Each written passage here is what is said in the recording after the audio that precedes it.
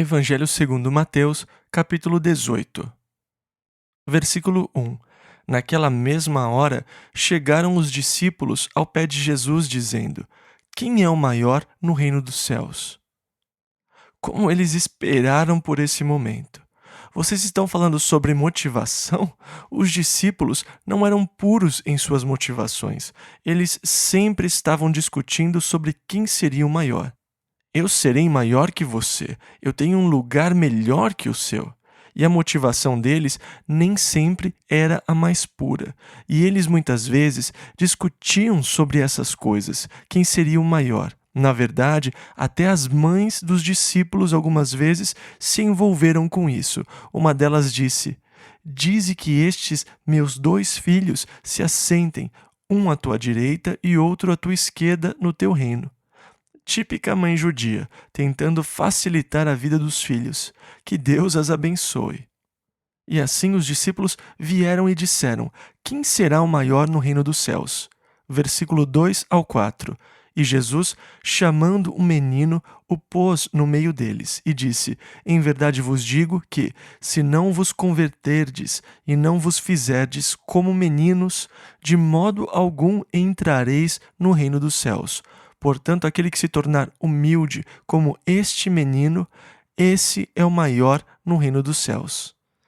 O verdadeiro caminho para a grandeza é sempre o caminho da humildade.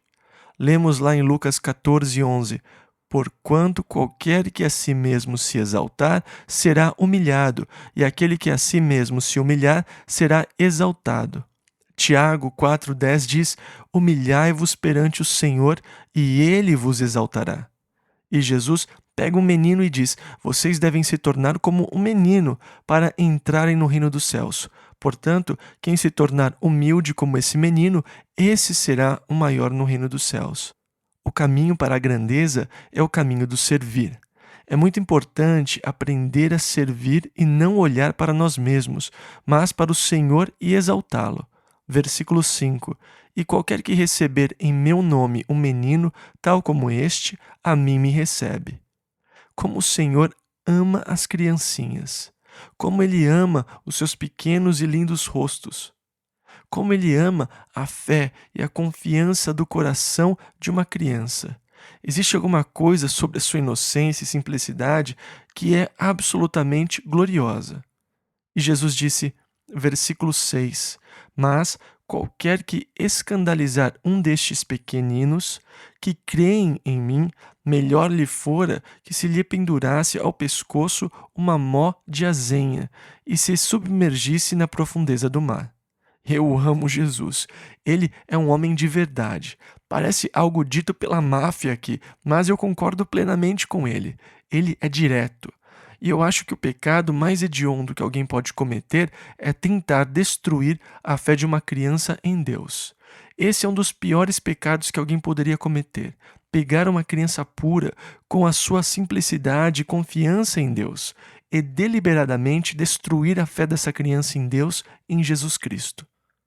Jesus disse: Olha, seria melhor que um homem pegasse uma mó, uma pedra de moinho, e essas pedras pesam cerca de 180 quilos, que amarrasse ao redor do seu pescoço e se jogasse no mar. É melhor que aconteça isso do que destruir a fé de qualquer um desses pequeninos que creem em mim. Versículo 7. Ai do mundo por causa dos escândalos, porque é mister que venham escândalos, mas ai daquele homem por quem o escândalo vem. Tenham cuidado, escândalos virão, mas tenha cuidado para que você não seja a causa dos escândalos.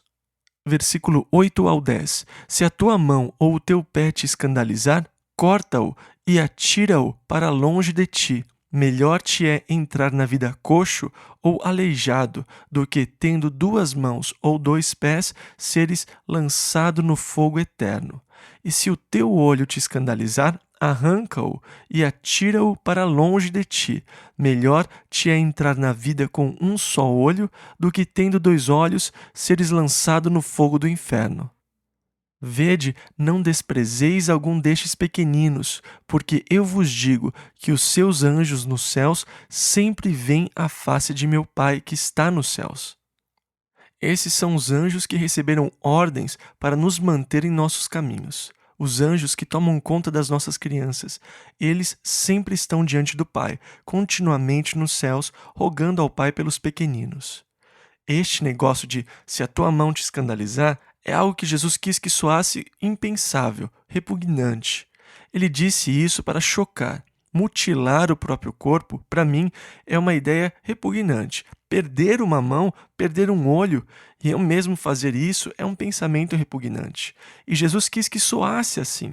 Ele não quis dizer literalmente que devemos cortar a nossa mão ou arrancar um olho, mas ele está apenas ilustrando como é vital que entremos no reino dos céus. Vale mais do que ter o corpo inteiro. Como nós falamos antes sobre ratoeiras, que se você pega os ratos pela pata, eles viram e roem a própria perna e a deixa na ratoeira.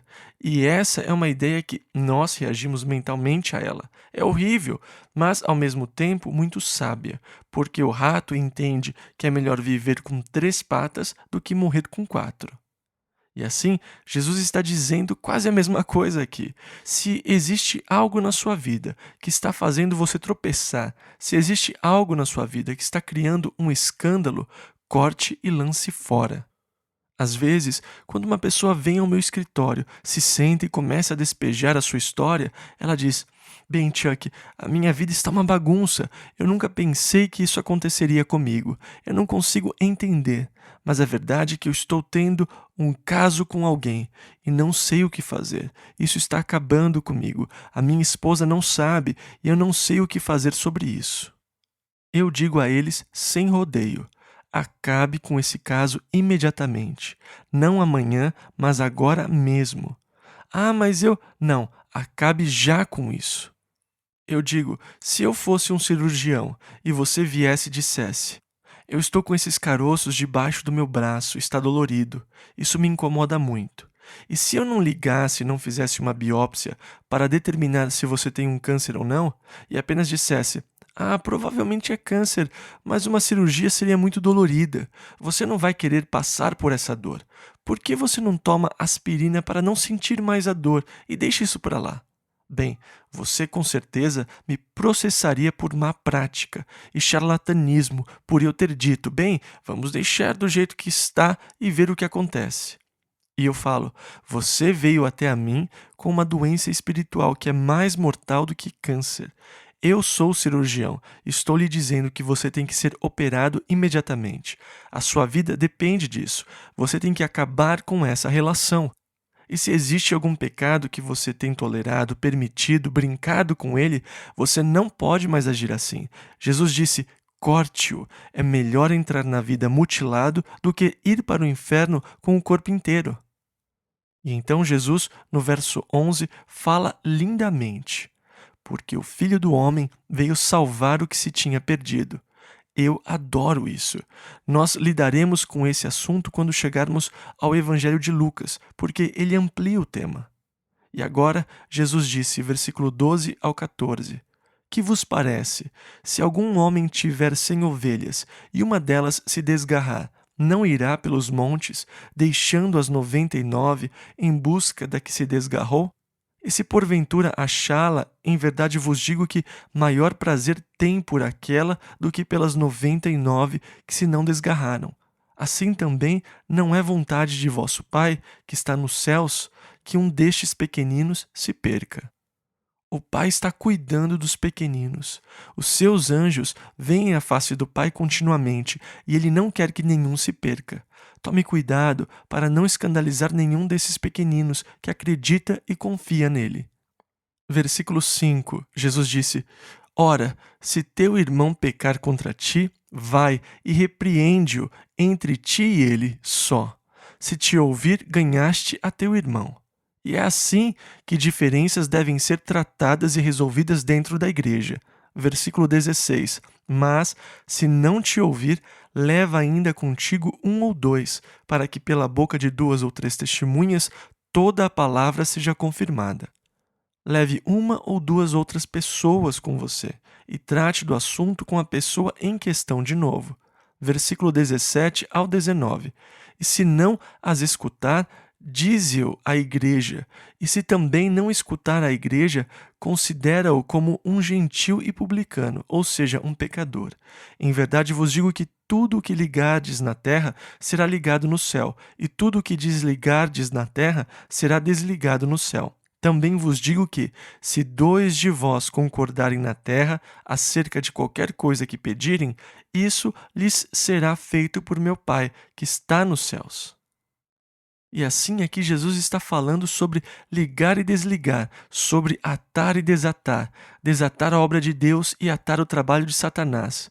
E então declara que se dois de nós concordarmos, aí está o valor de orarmos juntos, em concordância.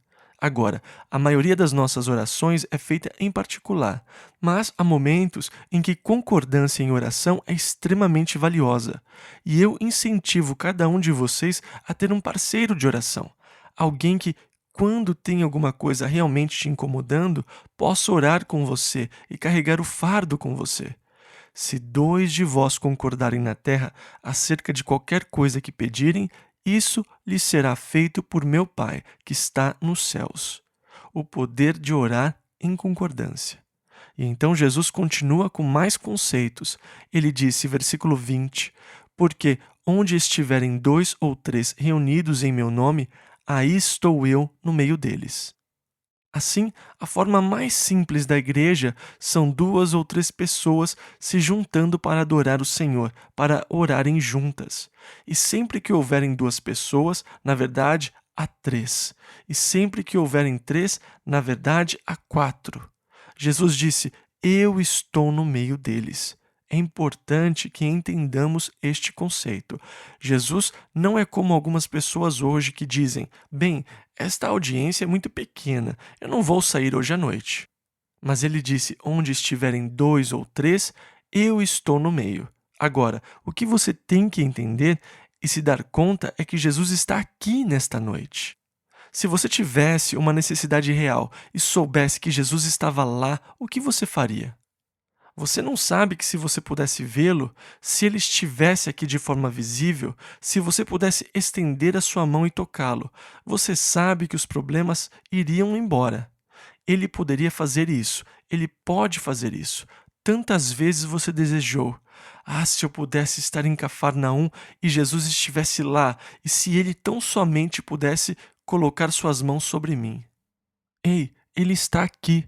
O fato de que você não pode vê-lo não é importante, porque ele disse que estaria aqui no nosso meio, e você pode alcançá-lo pela fé e tocá-lo essa noite. E ele estenderá sua mão e o tocará. Tudo o que você tem que fazer é estabelecer esse contato de fé com ele. Ele está aqui, perceba isso. Traga as suas necessidades diante dele, creia nele e confie nele, e ele trabalhará em você. Versículo 21. Então Pedro, aproximando-se dele, disse: Senhor, até quantas vezes pecará meu irmão contra mim, e eu lhe perdoarei? Até 7? Agora, eu imagino que Pedro aqui pensou que estava estabelecendo um exemplo excelente. Eu tenho certeza que ele estava indo o mais longe possível em sua mente, no conhecimento da sua habilidade de perdoar. Eu tenho certeza que quando ele disse 7 vezes, ele estava indo muito mais longe do que pensava que podia. Eu tenho certeza que ele estava pensando: bem, eu posso conseguir perdoar alguém até por 2 vezes, mas vai soar melhor para os outros discípulos se eu disser 7. E Jesus provavelmente dirá: Pedro realmente está aprendendo a lição. Ouçam bem, irmãos, veja como ele entende do assunto. Até quantas vezes pecará meu irmão contra mim, e eu lhe perdoarei? Até 7. Versículo 22. Jesus lhe disse: Não te digo que até 7, mas até 70 vezes 7. Agora, o que Jesus está dizendo é basicamente que perdão não é uma questão de matemática, mas uma questão de espírito, que você deve ter um espírito perdoador. E eu tenho certeza que se você tentar contar até 490, você vai se perder no meio do caminho. E você se dá conta de que isso não é uma questão de números, mas de espírito. Eu devo ter um espírito de perdão. Eu devo ter um espírito de perdão. E Jesus então começou a ilustrar isso. Ele disse, versículo 23 ao 35.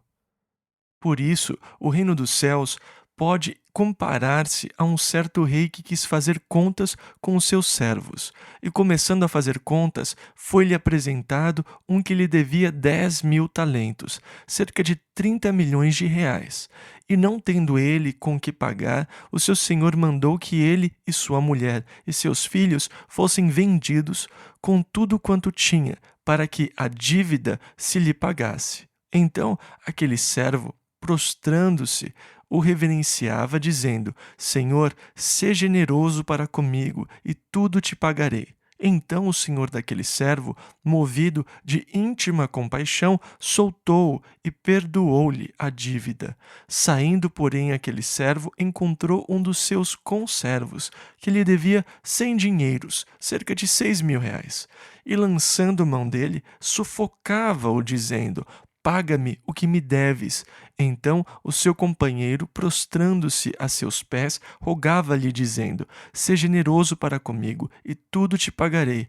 Ele, porém, não quis, antes foi encerrá-lo na prisão, até que pagasse a dívida.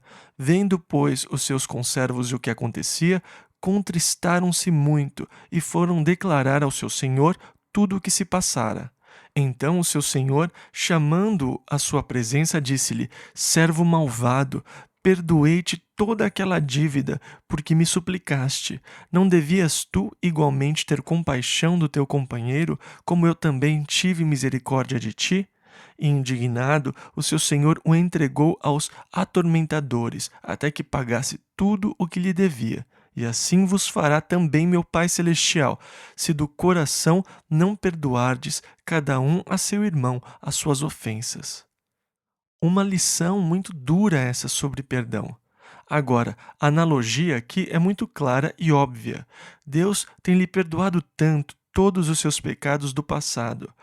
Quem é você para guardar algum ressentimento contra o seu irmão para não o perdoar, por algo pequeno ou algo malvado que ele tenha dito sobre você, ou algo sujo que ele tenha feito com você?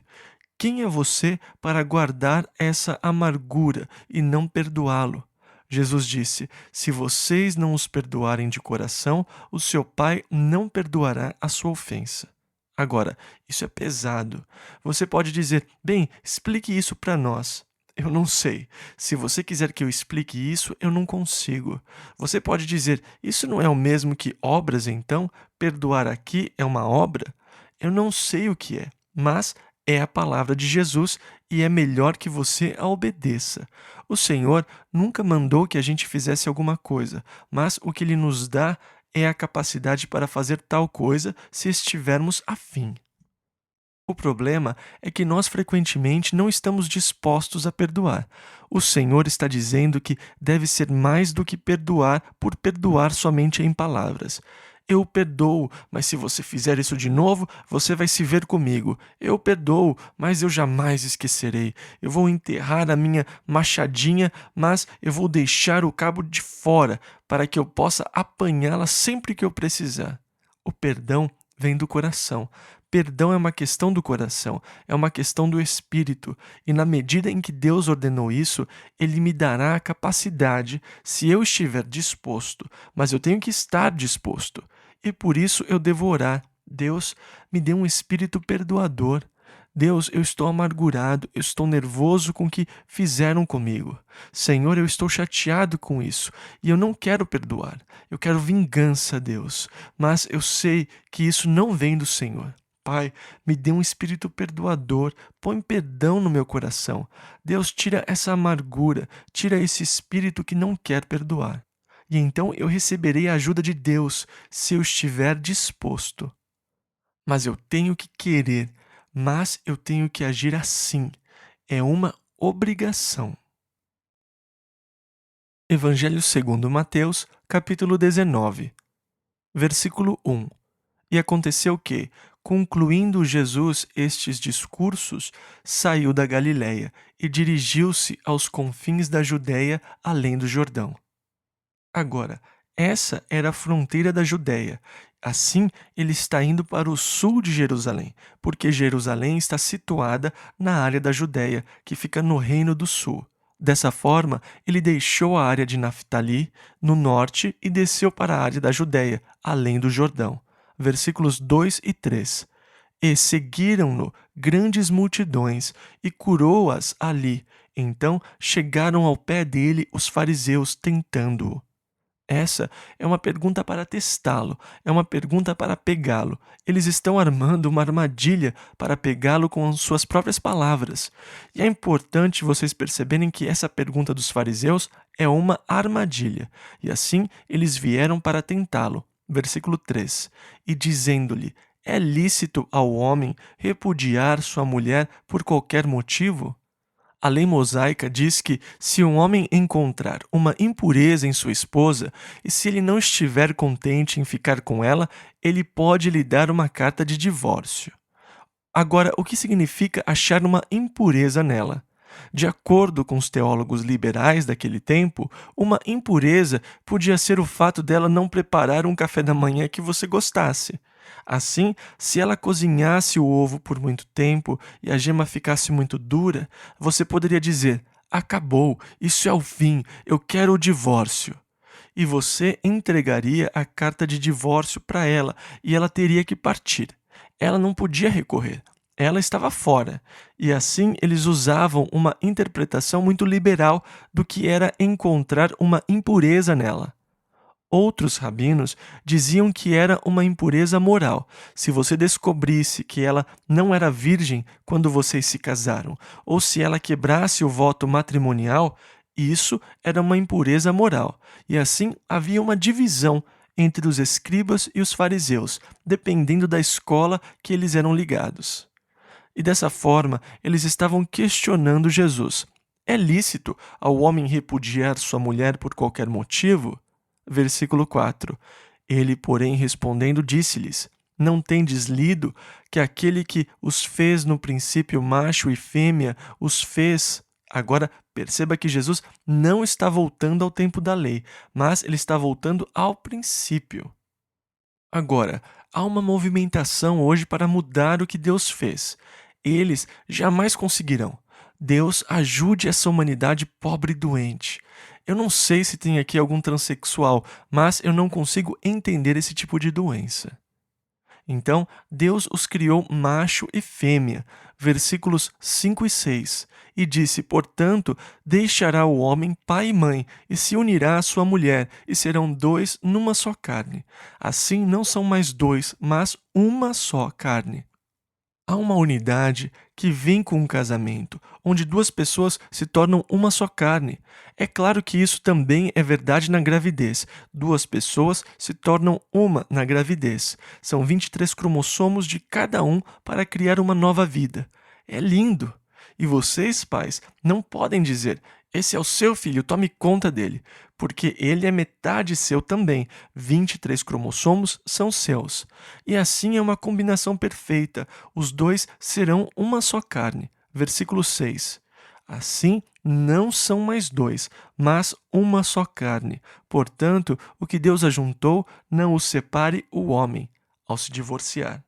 Agora, naquele tempo, as mulheres não tinham o poder do divórcio. E foi por isso que Deus disse: portanto, o que Deus juntou, não separe o homem.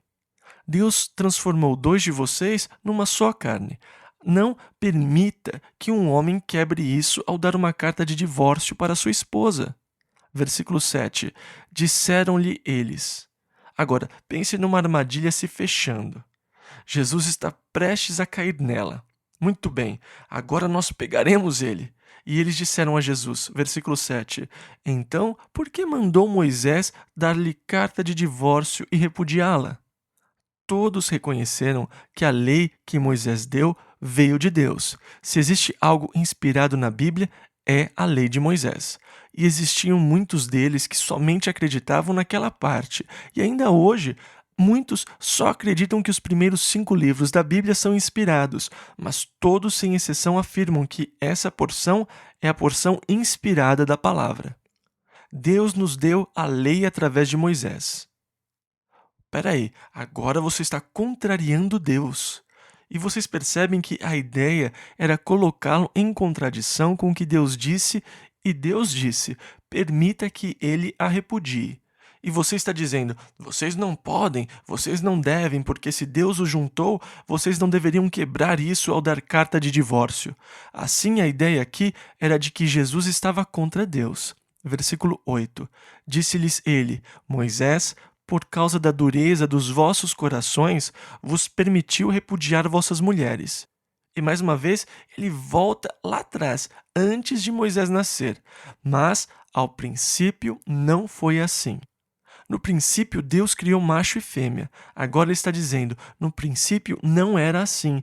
Moisés, por causa da dureza dos seus corações, deu a lei para se divorciarem. Mas, no princípio, essa não era a intenção de Deus.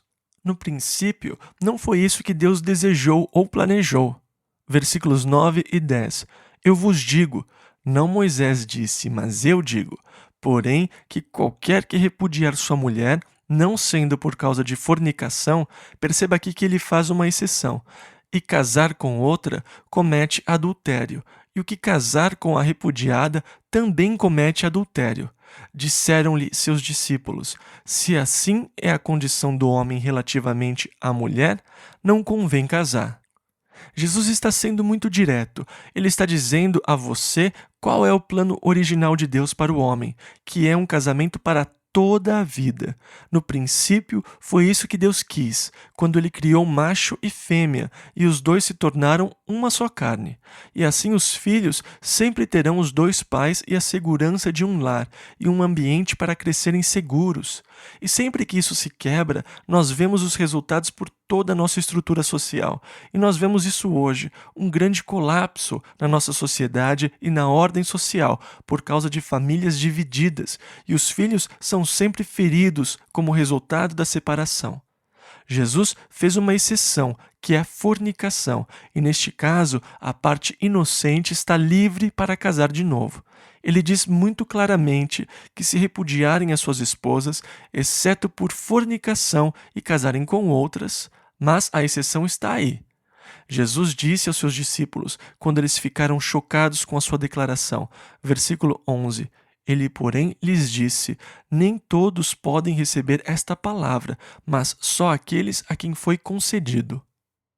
E então ele continua dizendo, versículo 12, porque há eunucos que assim nasceram do ventre da mãe, e há eunucos que foram castrados pelos homens, e há eunucos que se castraram a si mesmos, por causa do reino dos céus. Quem pode receber isto, receba-o. Eu não consigo receber isso, então vamos deixar para lá. Eu não sou eunuco e nem desejo ser. Versículo 13 ao 15. Trouxeram-lhe, então, alguns meninos, para que sobre ele pusesse as mãos e orasse. Mas os discípulos os repreendiam, ou seja, repreendiam aos pais que os traziam.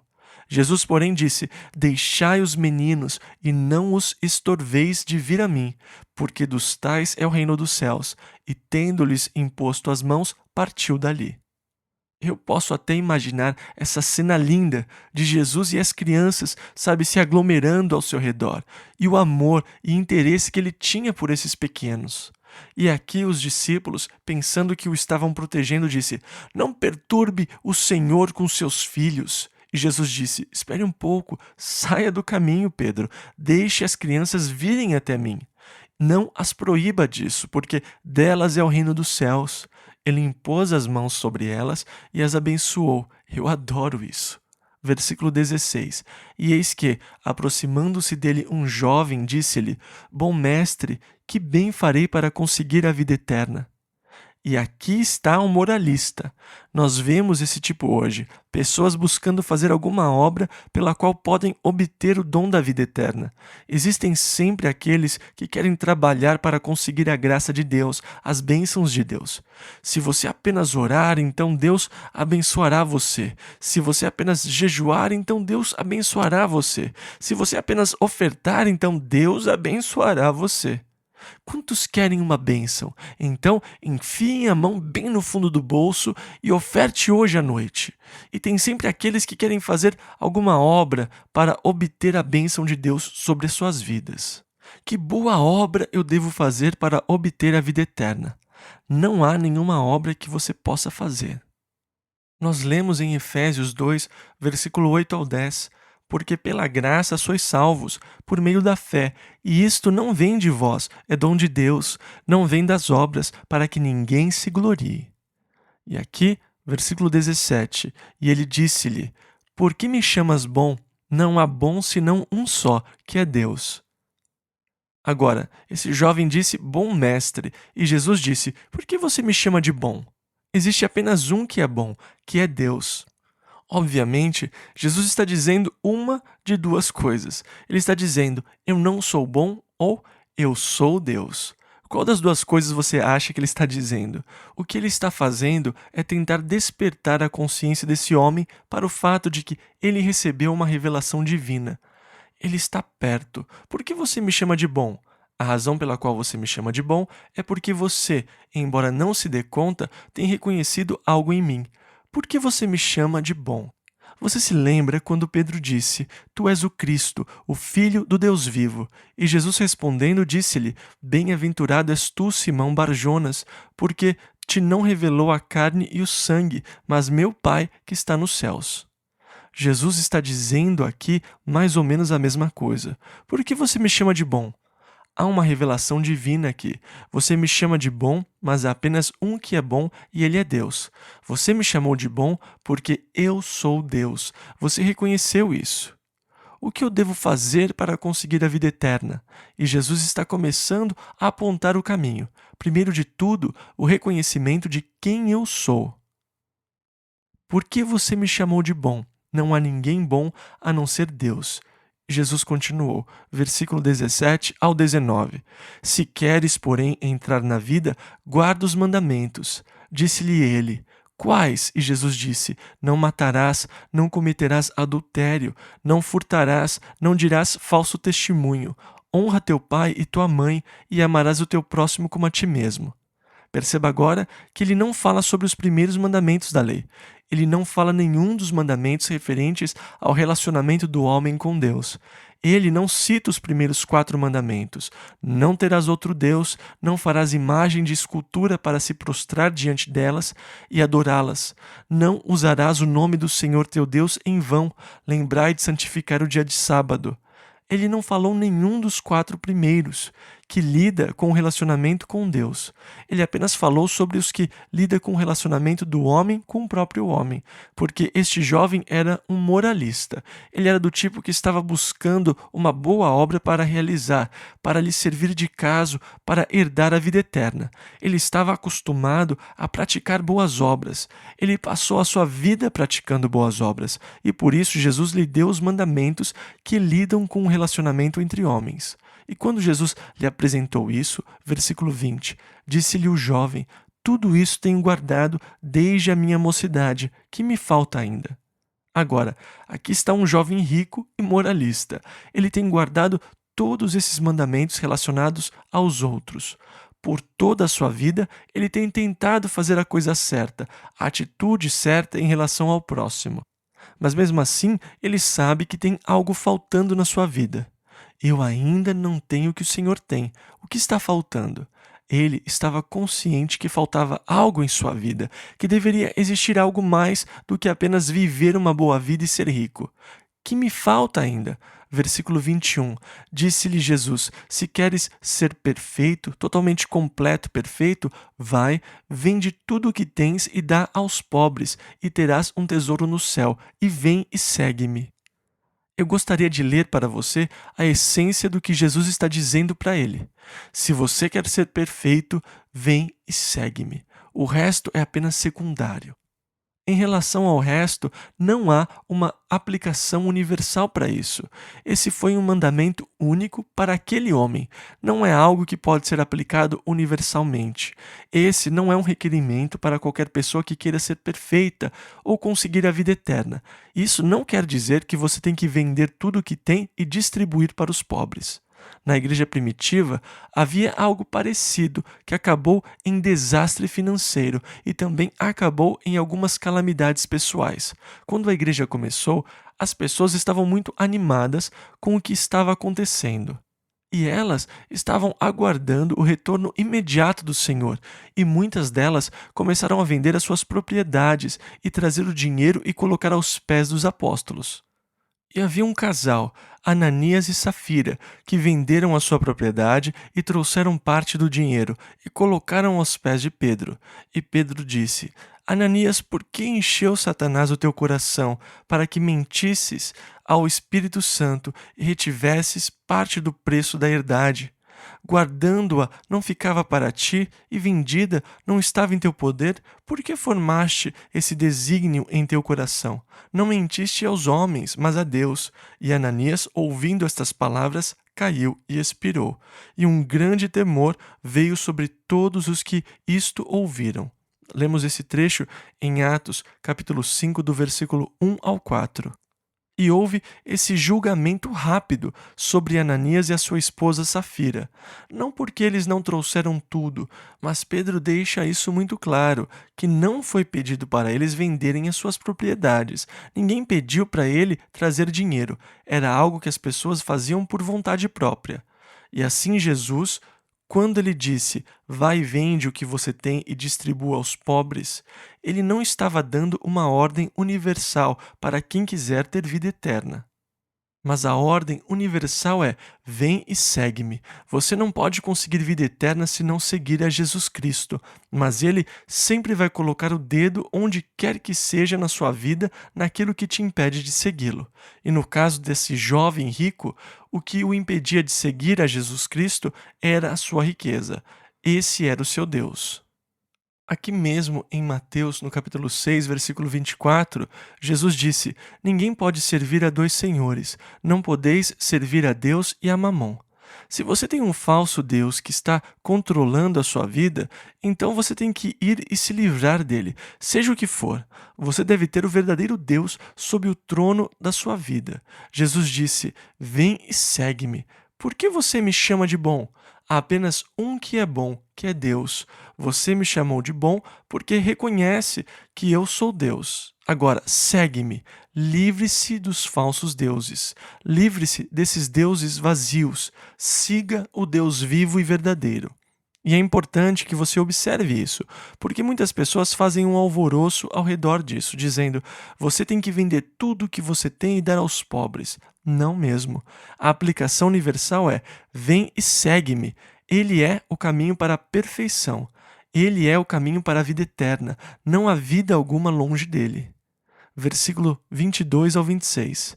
E o jovem, ouvindo esta palavra, retirou-se triste, porque possuía muitas propriedades. Disse então Jesus aos seus discípulos: Em verdade vos digo que é difícil entrar um rico no reino dos céus. E outra vez vos digo que é mais fácil passar um camelo pelo fundo de uma agulha do que entrar um rico no reino de Deus. Os seus discípulos, ouvindo isto, admiraram-se muito. Quem poderá, pois, salvar-se? E Jesus, olhando para eles, disse-lhes: Aos homens é isso impossível, mas a Deus tudo é possível. Agora, quando você vai para Israel hoje, os guias, quando você chega na Igreja da Natividade, eles mostram uma pequena porta, debaixo da porta dentro da igreja. Eles dizem que aquela porta era chamada de buraco da agulha e que nas portas das cidades eles sempre tinham esse tipo de porta, que era chamada de buraco da agulha. E para fazer um camelo passar por ela, você tinha que tirar toda a carga das costas do camelo, e ele tinha que sentar no chão, e algumas pessoas tinham que empurrá-lo por trás para espremê-lo pelo buraco da agulha. E eles diziam que era sobre isso que Jesus estava falando. Isso não é interessante? Há uma possibilidade se você se esforçar o suficiente. Se você se apertar e gemer um pouco, você pode realmente se salvar. Muita gente gostaria que você pensasse assim, mas Jesus aponta que isso é algo completamente falso. Ele não está falando apenas sobre uma pequena porta ou portão que você pode, ao se esforçar muito, se espremer e passar por essa porta. Ele está falando sobre o buraco de uma agulha que uma mulher usa para costurar. E você está tentando fazer um camelo passar por isso? E é por isso que os discípulos disseram: Senhor, quem poderá então salvar-se?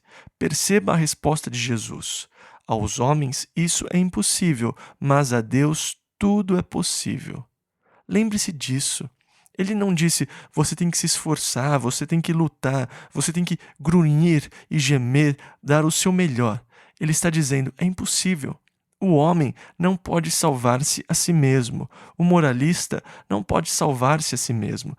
Ninguém, por intermédio de obras, pode salvar-se a si mesmo. Ninguém pode, através de boas obras, herdar a vida eterna. Ela é um presente de Deus e é apenas dada através do milagre de Deus em nossos corações. Porque, embora seja impossível aos homens, para Deus tudo é possível, é até possível salvar você. E Deus tem feito o impossível para nos salvar nesta noite. E lembre-se disso. Aos homens, isso é impossível. Isso elimina completamente os moralistas. Você não pode, através das suas obras, das suas boas obras, obter um lugar para você no reino de Deus. Você deve vir como uma criança e se converter e simplesmente confiar em Jesus. Versículo 27. Então Pedro, tomando a palavra, disse-lhe: Eis que nós deixamos tudo e te seguimos. Que receberemos? Ou seja, sempre procurando por isso. O que eu ganho em te seguir, Senhor? Eu serei o maior? Versículo 28. E Jesus disse-lhes: Em verdade vos digo que vós que me seguistes, quando na regeneração, na recriação, ao criar uma nova ordem, o Filho do Homem se assentar no trono da sua glória, também vos assentareis sobre 12 tronos, para julgar as 12 tribos de Israel. Agora, lá no céu, João viu o trono de Deus e haviam 24 tronos ao redor do trono de Deus, sobre os quais sentavam 24 anciãos. Existem muitas pessoas que acreditam que esses 24 anciãos são, na verdade, os representantes da igreja. E é claro que, se assim for, então 12 deles seriam os apóstolos. Há alguns problemas com essa interpretação, mas é uma das interpretações que tem sido sugeridas para esses 24 tronos ao redor do trono de Deus. Existem alguns problemas com essa interpretação, mas é uma das interpretações que tem sido sugerida para esses 24 tronos ao redor do trono de Deus. No entanto, Jesus disse que eles sentariam sobre 12 tronos para julgar as 12 tribos de Israel. Versículo 29. E todo aquele que tiver deixado casas, ou irmãos, ou irmãs, ou pai ou mãe, ou mulher ou filhos, ou terras, por amor de meu nome, ou seja, se você tem feito isso por amor ao seu nome, a sua esposa não lhe seguirá em seu completo comprometimento com Cristo. Querendo dizer que a sua esposa não lhe seguiu no seu completo comprometimento com Jesus Cristo. E como Paulo disse, mas se o marido descrente se apartar, aparte-se, porque neste caso o irmão ou irmã não está sujeito à servidão, mas Deus chamou-nos para a paz. Versículo 29. Receberá 100 vezes tanto e herdará a vida eterna. Ele não só dá 100 vezes mais agora, como também a vida eterna. Versículo 30. Porém, muitos primeiros serão os derradeiros, os últimos. Eu acho que ele está se referindo aqui, na verdade, à nação de Israel, para quem o evangelho deveria ser pregado primeiro. Paulo disse lá aos Romanos, no capítulo 1, versículo 16, porque não me envergonho do evangelho de Cristo, pois é o poder de Deus para a salvação de todo aquele que crê, primeiro do judeu e também do grego. O evangelho devia ir primeiro para os judeus e depois para os gentios. Agora, eles vão julgar as 12 tribos. Por quê? Porque basicamente as 12 tribos rejeitaram o Messias. Assim, os primeiros serão os últimos. Versículo 30 ainda. E muitos derradeiros serão os primeiros, ou seja, os gentios. E assim, no reino que Jesus estabelecer, nós deveremos ser um com ele, co-herdeiros com o Filho do glorioso reino de Deus por toda a eternidade. O Evangelho veio a nós por último, mas temos os primeiros privilégios no seu reino glorioso, nós que temos crido em Jesus Cristo. Em Colossenses 3:11 nós lemos: não há grego nem judeu, circuncisão nem incircuncisão, bárbaro, cita, servo ou livre, mas Cristo é tudo e em todos. Nós temos uma nova nacionalidade. Nós somos novas criaturas em Cristo Jesus. Nós somos uma nova criatura, uma nova raça de pessoas. E assim, vocês não podem dizer, bem, eu sou irlandês, ou inglês, ou escocês. Vocês devem dizer, eu sou cristão. Vocês pertencem a uma nova raça. Nós não estamos mais ligados ao grupo étnico que viemos. Nós somos um em Jesus Cristo. Nós estamos ligados a uma nova fonte. Bem, esse é meu temperamento irlandês. Não, não. Esse velho temperamento irlandês morreu e você se tornou um cristão. Você não pode mais culpar o temperamento irlandês. Você é uma nova criatura em Cristo. Você é uma nova criação. Vocês são um novo povo no Senhor Jesus Cristo, e assim muitos primeiros serão os últimos, e muitos últimos serão os primeiros.